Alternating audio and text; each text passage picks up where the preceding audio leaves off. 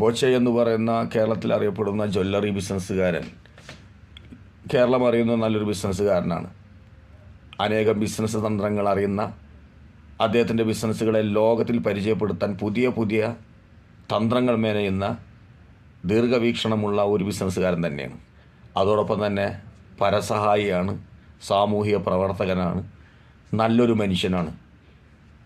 ഇവയെല്ലാം വകവെച്ച് കൊടുത്തുകൊണ്ട് തന്നെ പറയാം, അദ്ദേഹത്തിൻ്റെ ബിസിനസ്സിൻ്റെ പുരോഗതിക്ക് വേണ്ടി ഒരാളെ വിളിച്ചു കൊണ്ടുവന്ന് ഒരുപാട് ജനസമുദ്രങ്ങൾക്കിടയിൽ സ്റ്റേജിൽ പണം കൊടുത്ത് ആ വ്യക്തിയെ അവരുടെ ആഹാര ഭംഗിയെക്കുറിച്ചോ വസ്ത്രത്തെക്കുറിച്ചോ അവഹേളിച്ച് സംസാരിച്ച് മറ്റുള്ളവരെ ചിരിപ്പിച്ചാൽ, കൂടി നിൽക്കുന്ന ജനങ്ങളെ ചിരിപ്പിച്ചാൽ അതിൻ്റെ വേദന അനുഭവിക്കുന്നത് ആ സ്റ്റേജിൽ നിൽക്കുന്ന പെൺകുട്ടിയല്ലേ.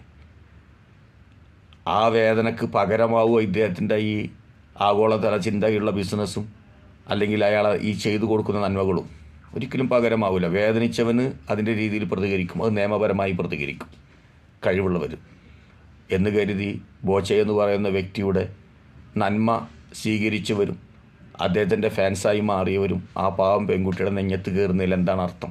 ഇപ്പോൾ യൂട്യൂബ് ചാനലുകളെല്ലാം എടുത്തു നോക്കി, അവൾക്ക് ഉദ്ഘാടനങ്ങളില്ല, അവൾ ചെന്ന ഉദ്ഘാടനങ്ങളിൽ ആളുകളില്ല, കോളേജിലെ വിദ്യാർത്ഥികളെ വിളിച്ചു. എന്തിനാണ് ഇങ്ങനെ അവഹേളിക്കുന്നതിൻ്റെ ആവശ്യം? വേദനിച്ചവർക്ക്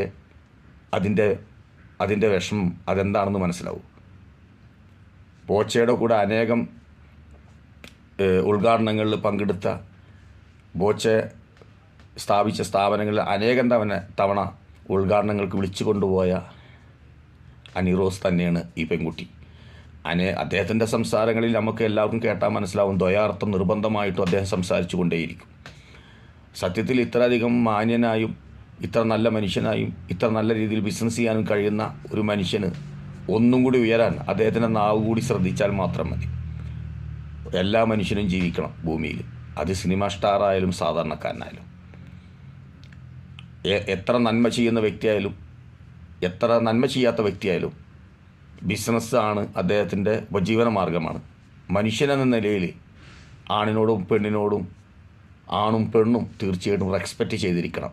നമ്മൾ വിളിച്ചു വരുത്തുന്ന ഒരു വ്യക്തിയെ അദ്ദേഹത്തിന് തോന്നുന്ന രീതിയിൽ, തോന്നുന്ന ഭാഷയിൽ, തോന്നുന്ന സംസ്കാരം അനുസരിച്ച് ലോകത്തിൻ്റെ മുന്നിൽ പരിചയപ്പെടുത്തുമ്പോൾ അതിൽ വേദനിക്കുന്നത് പണം കൊടുത്ത് അദ്ദേഹത്തിൻ്റെ ബിസിനസ്സിൻ്റെ ഉദ്ഘാടനം എന്ന രീതിയിൽ അണിഞ്ഞൊരുങ്ങി അതിന് സമയം കണ്ടെത്തി വന്ന വ്യക്തിയെയാണ് അവഹേളിക്കുന്നത്, വേദനിക്കുന്നത്.